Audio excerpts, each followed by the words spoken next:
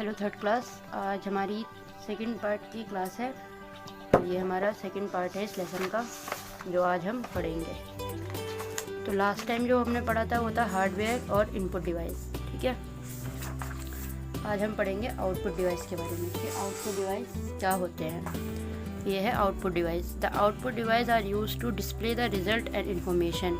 The output device are monitor, printer and speaker. कोई भी काम जब हम कंप्यूटर में करते हैं, जैसे कीबोर्ड से हम टाइप करते हैं, तो वो प्रोसेस होकर जब हमें मॉनिटर पे शो करता है तो उसे हम कहते हैं आउटपुट डिवाइस। कोई भी इंस्ट्रक्शन जो हम कंप्यूटर को देते हैं और वो जब हमें शो करता है तो उसे हम कहते हैं आउटपुट डिवाइस।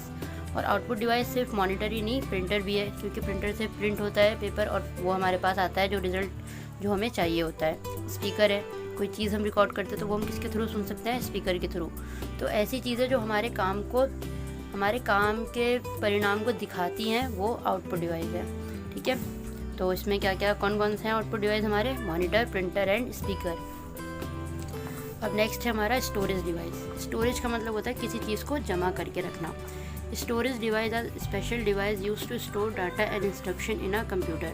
कंप्यूटर के अंदर चीज़ों को स्टोर करके रखने के लिए किसका यूज़ होता है? स्टोरेज डिवाइस का। They are two types. ये दो तरह के स्टोरेज डिवाइस होते हैं। फर्स्ट है internal storage device and external storage device. Internal का मतलब जो अंदरी होता है, अंदरूनी तौर पे होता है, और एक्सटर्नल मतलब जो बाहरी तौर पे होता है। तो ये दो तरह के मेमोरी डिवाइस स्टोरेज डिवाइस होते हैं।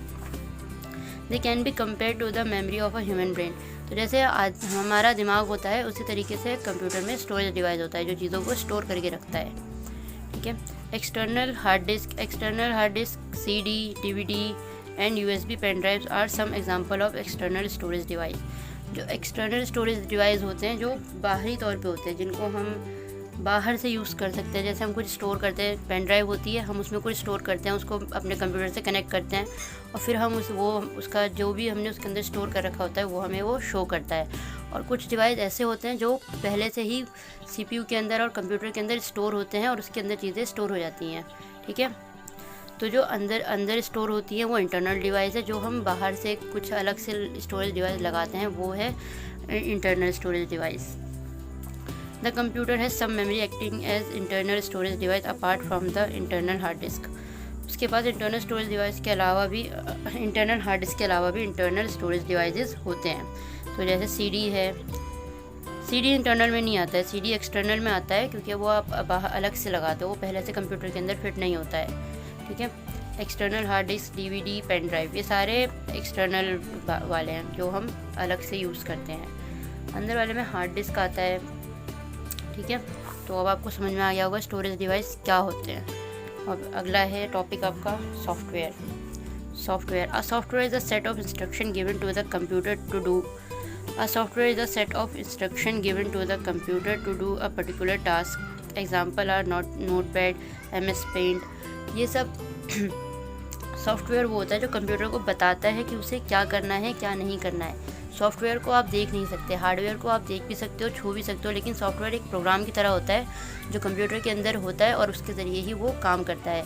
अगर कंप्यूटर के अंदर सॉफ्टवेयर नहीं होगा तो कंप्यूटर सिर्फ एक मशीन है, उसके अलावा कुछ नहीं है। तो सॉफ्टवेयर मदद करता है कंप्यूटर को काम करने में। ठीक है, तो आज का हमारा होमवर्क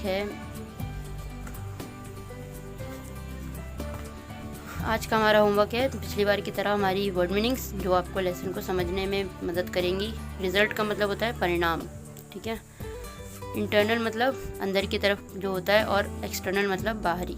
कंपेयर मतलब तुलना, मतलब दो चीज़ों को आपस में मिलाना कि दोनों एक जैसी है या नहीं है, तुलना उसे कहते हैं। इंस्ट्रक्शन मतलब है अनुदेश, मतलब किसी चीज़ के बारे में बताना कि क्या करना है क्या नहीं करना है। इन्फॉर्मेशन मतलब होता है जानकारी, किसी भी चीज़ से रिलेटेड कोई जानकारी इकट्ठा करना। पर्टिकुलर मतलब होता है विशेष, किसी भी चीज़ पे स्पेशली ध्यान देना अलग से। पर्टिकुलर विशेष का मतलब होता है।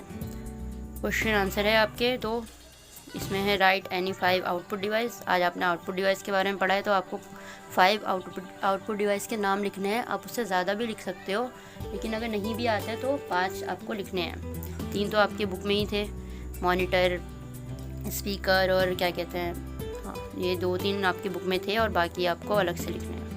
Right any 10 storage device. 3-4 storage device आपने इस वीडियो में पढ़े हैं, बाकी आपको अलग से सर्च करने पड़ेंगे गूगल से। और लास्ट टाइम जो आपको होमवर्क दिया था वो मैं आपको दिखा देती हूँ ताकि आपको एक बार रिवाइज हो जाए कि क्या दिया था। लास्ट टाइम आपको दिया गया था वर्ड मीनिंग और क्वेश्चन आंसर। तो जो वर्ड मीनिंग्स थे वो आपको सेम ऐसे ही करने हैं अपनी कॉपी में भी। और ये हैं क्वेश्चन आंसर। तो क्वेश्चन था last time, right any 5 hardware device. 5 hardware device के आपको नाम लिखने थे, जो कौन कौन से, monitor, keyboard, mouse, speaker, CPU। ये आपके 5 हार्डवेयर डिवाइस है। और अगला क्वेश्चन था, right any 5 input device. 5 input devices के नाम आपको लिखने थे, तो वो कौन कौन से हैं, keyboard, mouse, web camera, scanner, light pen. Hope so कि आपको समझ में आ गया होगा कि आपको क्या करना है और लेसन में जो समझाया गया है। आई होप कि आपने एंजॉय किया होगा। तो बाय।